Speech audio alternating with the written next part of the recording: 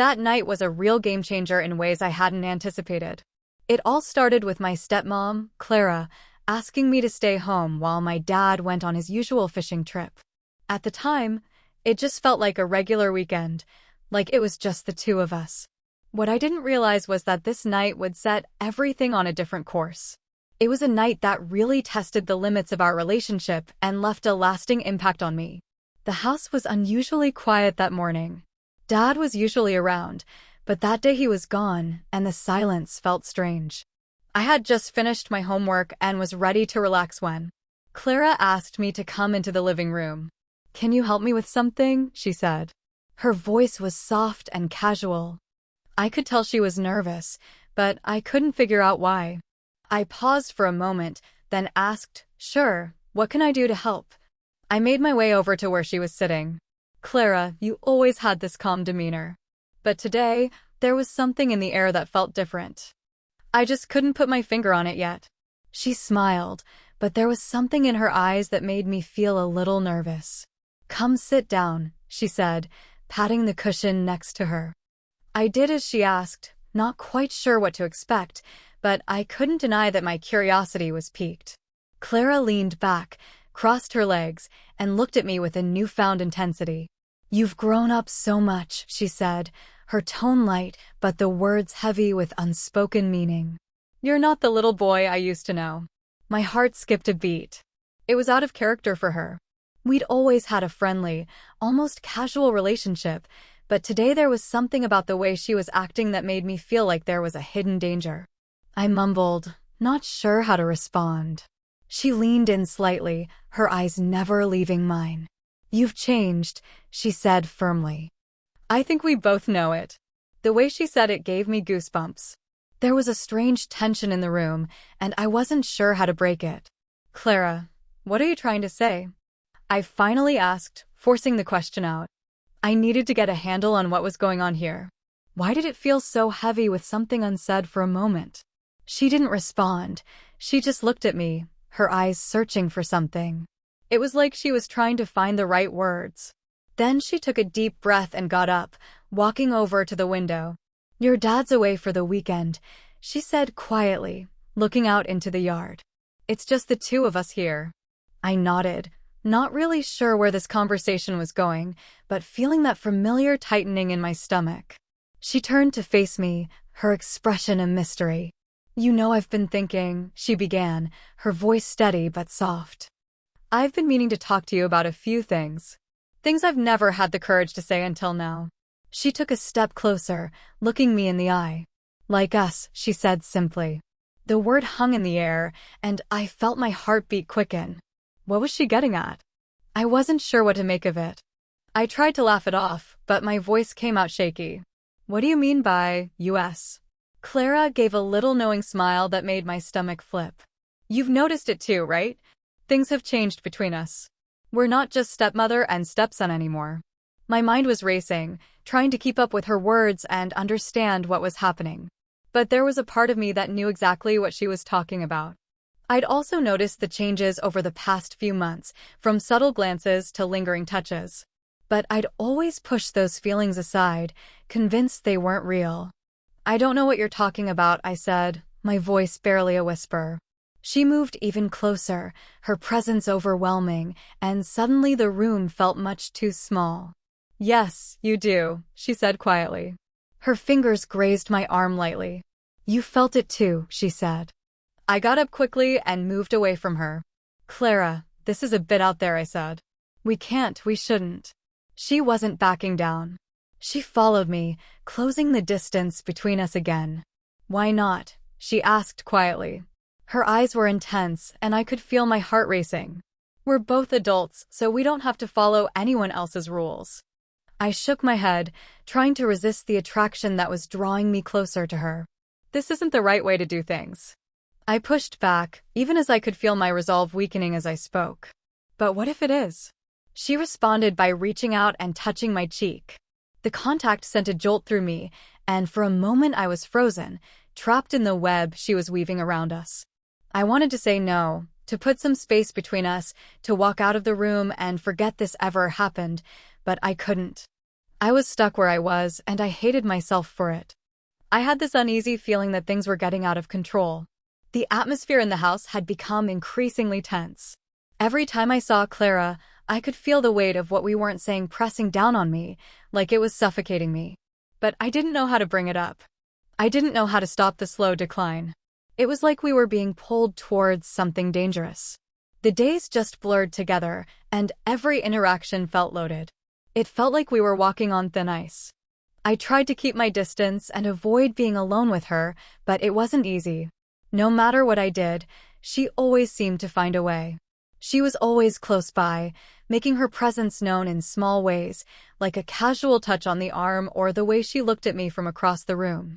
There was always this underlying tension that just wouldn't go away. Then came the night. My dad was working late, so I was trying to stay up in my room. I was hoping that if I gave her some space, things would go back to normal. But deep down, I knew that wasn't going to be the solution. I could hear her moving around downstairs, the TV playing softly in the background, and the clock ticking loudly on my wall. Each second made it harder to ignore the reality. I thought about calling a friend or making up an excuse to leave the house, but something held me back from picking up the phone. Instead, I found myself standing outside my room, listening to the silence that had settled over the house. It was too quiet and too still. That's when I decided to walk downstairs, each step feeling heavier than the last. Clara was sitting on the couch with a glass of wine in her hand, her gaze distant as she stared at the TV. She didn't notice me at first, or maybe she did but pretended not to. I stood at the bottom of the stairs, unsure of what to do next. I wasn't sure what I was doing, but then she looked up.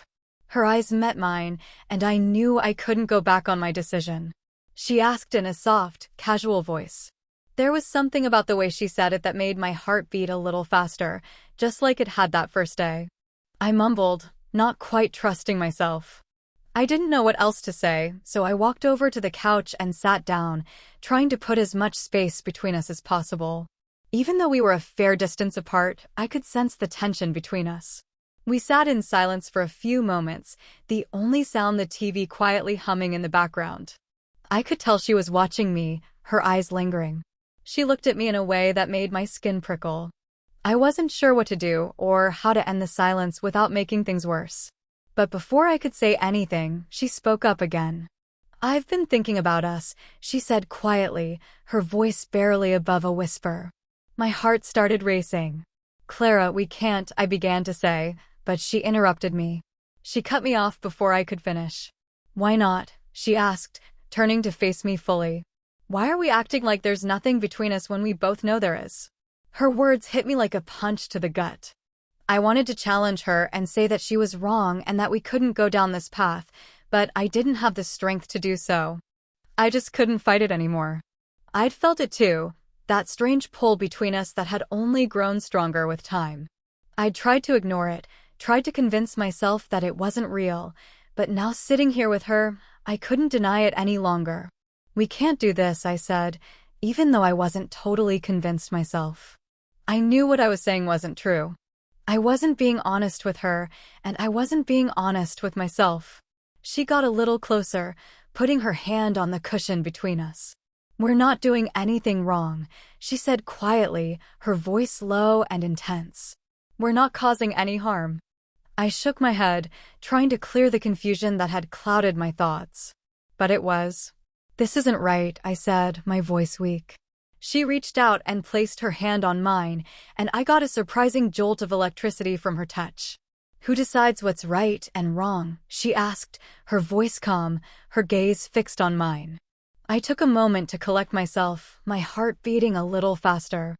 I wanted to take a step back and tell her to stop, but I couldn't. I was taken aback by the intensity of the moment and the feelings I had been trying to ignore for so long. "We don't have to follow anyone else's rules," she said quietly, her fingers tracing patterns on the back of my hand. "We can decide for ourselves what's right." I closed my eyes, trying to block out the sound of her voice and the sensation of her touch, but it was no use. The walls I had built around myself were crumbling, and I didn't know how to stop it before I could say anything or gather the strength to pull away. She got even closer, her lips brushing against my ear as she whispered, Tell me you. I didn't want to feel that either. Her words sent a chill down my spine, and I hated how much my body responded to her. I wanted to give in, but I spoke up to object. I told her that this was the wrong thing to do and that we shouldn't do it. Instead, I found myself turning to face her. My breath caught in my throat. As our eyes met, the unease between us intensified. Without thinking, I leaned in and gave her a kiss. It was a soft, tentative kiss at first, like we were both testing the waters. But the kiss quickly became more intense. The chemistry between us grew stronger as we finally gave in to the desire that had been building for so long. My hands found her waist, pulling her closer as her fingers tangled in my hair. The world around us seemed to disappear, leaving only the two of us lost in the intensity of the moment. I knew it was wrong, but I couldn't stop. We were crossing a line that we couldn't go back from, but I couldn't stop. As the kiss deepened, I was reluctant to stop. My mind was a whirlwind of 1,000 conflicting thoughts. I knew this was risky and that we were playing with fire, but there was a part of me that didn't care. I have to admit that part of me had wanted this. When we finally broke away from the kiss, we were both breathing heavily, our faces just inches apart. Her eyes were dark and seemed to hold something I couldn't quite identify. I knew that things would never be the same between us. She said quietly, "I've wanted this for a long time." Her breath was warm against mine. My skin, and I know you feel the same way. I didn't respond. I just couldn't. The truth was a bit much for me to take in. It was a bit overwhelming. Instead, I just gave a nod. My heart was racing as I processed the implications of what we had just done. But even then, I knew it wasn't over. The kiss was just the start. There was more to come. After that night, everything changed between us. I couldn't look at Clara the same way every time we made eye contact. I got a rush of heat, a reminder of what we'd done and of the unspoken promise of what might happen again. There was a kind of charged atmosphere in the house, as if something dangerous was about to happen. We both knew what was going on, but we didn't want to discuss it. The days went by in a tense, awkward silence. I tried to keep my distance, but it was impossible to avoid her completely. Every time she touched me or looked at me, it felt like a spark that could ignite the tension that was simmering just beneath the surface. I knew things weren't right, but there was a pull between us that I couldn't ignore, no matter how hard I tried. One afternoon, while my dad was out again, the silence in the house felt pretty awkward. I was pacing the living room, trying to distract myself with the TV, but my thoughts kept drifting back to her. I couldn't stop thinking about that kiss.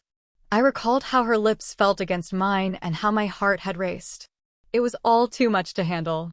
I was ashamed of myself for thinking about it, but I couldn't stop. Just when I thought I might lose my cool, I heard her footsteps behind me. I turned to see Clara standing in the doorway, her expression a mystery to me. We stood there for a moment, neither of us saying anything. There was a lot of tension between us, with a lot left unsaid. "We need to talk," she finally said, her voice low and almost hesitant. I nodded, knowing this conversation was on the horizon, even if I wasn't ready for it. "I agree," I said, my throat tight. She went over to the couch and sat down. I sat down with a sigh.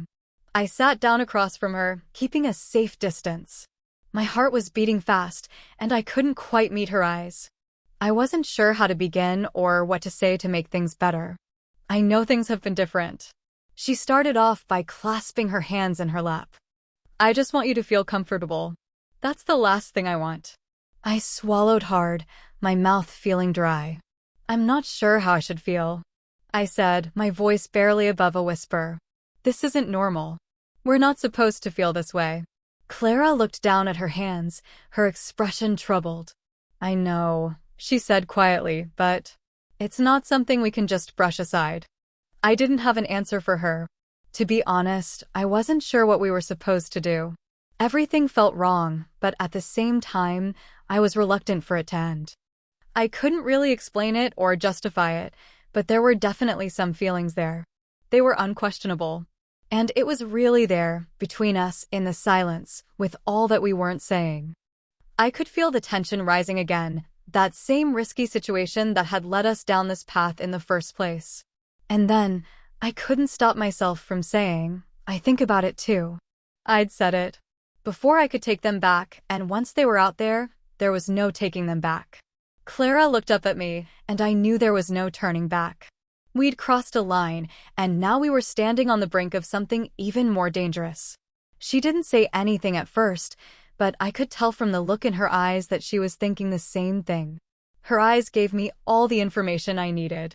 There was a heat there, a need that mirrored my own, and it was a little scary, but also kind of exciting. We can't keep doing this.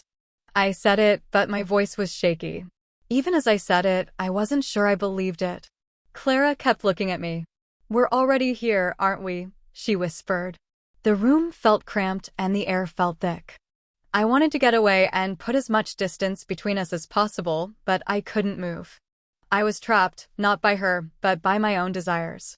The attraction between us was just too strong to resist. Before I could react, she leaned in, her face just inches from mine. I could feel her breath on my skin, warm and soft. My heartbeat quickened for a moment. I thought I might be able to stop it, pull away, and put a stop to this before it went any further. But then her lips were on mine, and I lost all sense of reason. The kiss happened. This time was different. It wasn't tentative or uncertain. It was full of the tension we'd been holding back and the desire that had been building for so long. I kissed her back without a second thought. My hands were on the couch, holding onto the fabric to keep myself from getting carried away. It wasn't about love or affection. It was about a need. It was a powerful, overwhelming need that neither of us could control. My heart was racing, and my mind was a blur of thoughts I couldn't make sense of. I knew that in that moment, there was no going back. When we finally pulled apart, we were both out of breath, our foreheads resting against each other. The gravity of what we had just done hung in the air. The atmosphere was thick, but neither of us moved to break the moment. I repeated myself, though I sounded a bit unsure. Clara nodded, her breath warm against my skin. I know she said something, but it's tough, isn't it? I didn't respond. There was nothing more to say. We were stuck in this web we had created. And no matter how much we told ourselves we needed to stop, we kept getting pulled back together. That's when it all came together. She leaned into me again, and we couldn't resist. It all happened so fast, and just as quickly as it had begun, it was over. I think it was a bit much for me, but she didn't seem to mind. Once we were finished, it seemed like she was fine with it. She gave me a smile that said she liked it a lot. The next few days just flew by. We tried to act like nothing had happened, but it was clear there was still tension between us. Every time I saw her, I felt that same rush of heat and that same dangerous pull. It felt like we were waiting for the moment when we would finally give in again. I knew it was only a matter of time before we got back together. One evening when my dad was out late for work, I found myself in the kitchen trying to take my mind off things by making dinner. The house was so quiet that I couldn't focus. The sound seemed to echo, reminding me of the significance of what we were doing. I didn't hear her come in at first, but when I turned around, there she was, leaning against the door frame and watching me with that same unreadable expression. She asked if I needed any help. Her voice was casual, but there was something else going on, something that made my heart race a bit. "I'm okay," I said, though my hands were shaking a bit. She came over to me, standing a little too close.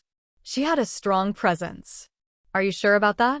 I took a moment to steady myself, swallowing hard. "Clara, we can't," I began to say, but she interrupted me. "We don't have to do anything," she said gently, looking at me directly.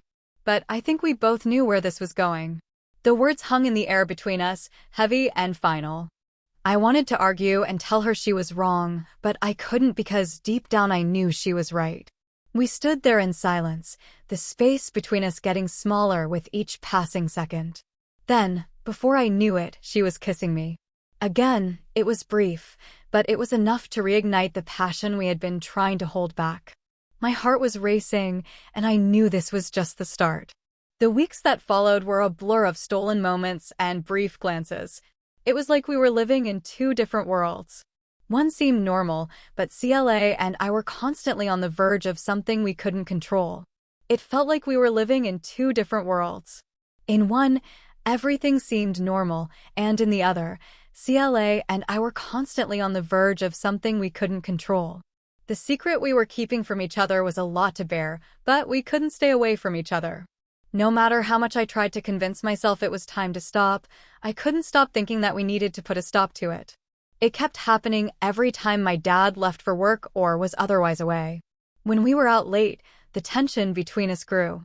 I'd find myself in the same room as her, and without saying a word, we'd both know what was coming next. It was unsettling how effortlessly we had fallen into this pattern of every touch and every look crossing some invisible line. But it was never enough to make either of us take a step back. Instead, we were drawn closer together, as if something bigger than both of us was guiding us down this path. One Saturday afternoon, the atmosphere in the house felt particularly heavy. Dad was at a company event and wouldn't be back until late. I could feel the change the moment I woke up that morning. There was a quiet sense of anticipation in the air. As the hours passed, I had this feeling that something was about to happen. We wouldn't be able to recover from it. When I walked in, Clara was in the kitchen. She was washing dishes with her back to me, but she must have sensed I was there because she didn't react when I came in. I stood by the door for a moment, watching her, unsure of what to say or do. This had become the norm. We were stuck in this weird routine, and I knew the steps by heart. She turned off the faucet and wiped her hands on the towel before turning to face me for a second. We didn't say anything.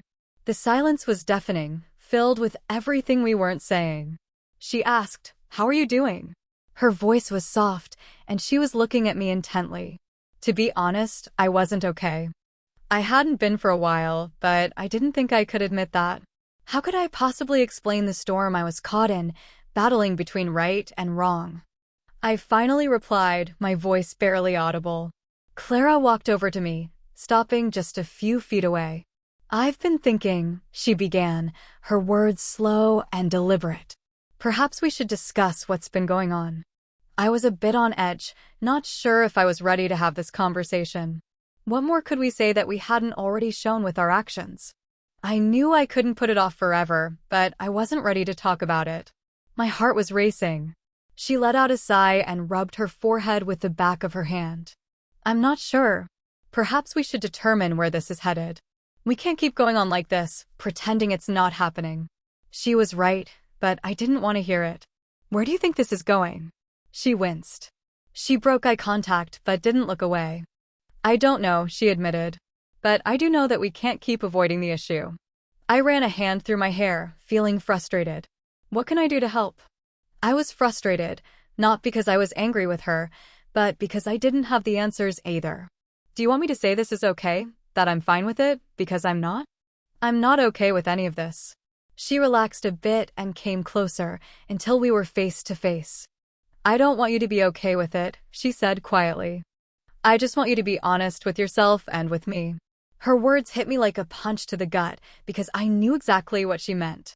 I'd been lying to myself for so long, telling myself this was just a phase. I thought it would go away if we just ignored it for long enough, but the truth was, I couldn't stop thinking about it. I couldn't stop thinking about her. The more I tried to ignore it, the more intense it became. "I'm not sure how to handle this." I finally admitted it, my voice breaking. "I'm not sure how to be completely honest about this." Clara reached out and placed her hand on my arm in a gentle gesture. The contact sent a chill down my spine. I hated how much I wanted it. "It's okay," she said quietly. Her eyes showed she understood. "We'll figure it out together." There was something in her voice that made me feel a certain way. Before I knew it, I was pulling her closer and kissing her like it was the only thing that was keeping me grounded. This time, the kiss wasn't rushed or frantic. It was slow and deliberate, like we were both trying to hold on to something that was slipping through our fingers. When we finally pulled apart, her forehead was resting against mine, and we stood there in silence, our breaths mingling. Our bodies were pressed together in the confined space between us.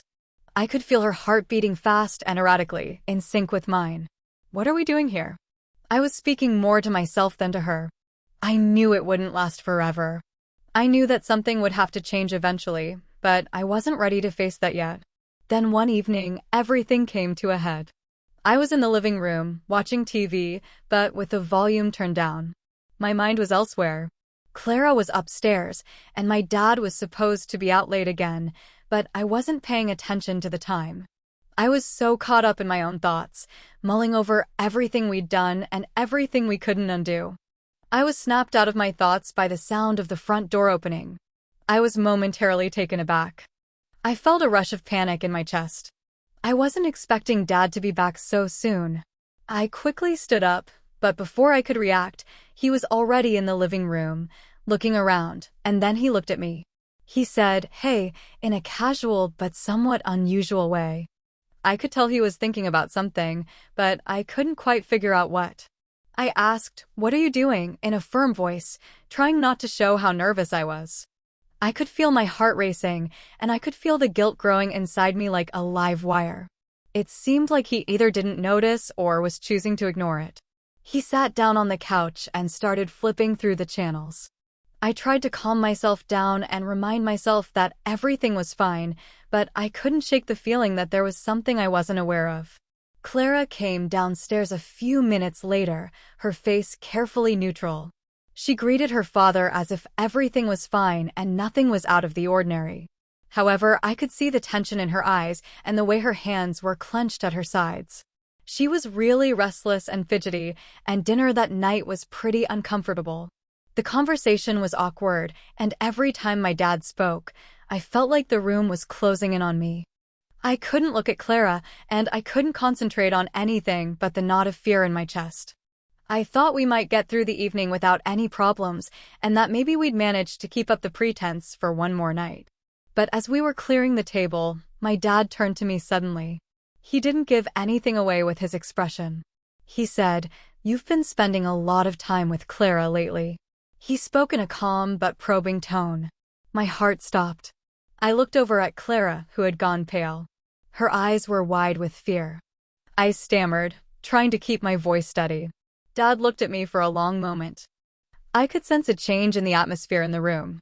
He asked, "Is there anything you want to tell me?" His tone was still casual, but I had a feeling that something wasn't quite right about the situation. I opened my mouth to respond, but nothing came out. My mind was racing, trying to find something, anything that would make this all go away, but I couldn't think of the right words. I couldn't lie, not when the truth was so close to being exposed. Clara's hand brushed mine under the table, like she was asking me to do something, but it only made me feel worse. "Nothing, Dad," I finally whispered. He didn't say anything for quite some time. He just looked at me with those unreadable eyes. In that silence, I knew he was aware of what had happened. As I stood there, I realized that I couldn't avoid what had already begun, given the weight of his gaze on me. Even if I didn't say anything, the truth was still there, waiting for me. I could try to run from it, but it would find me no matter how hard I tried.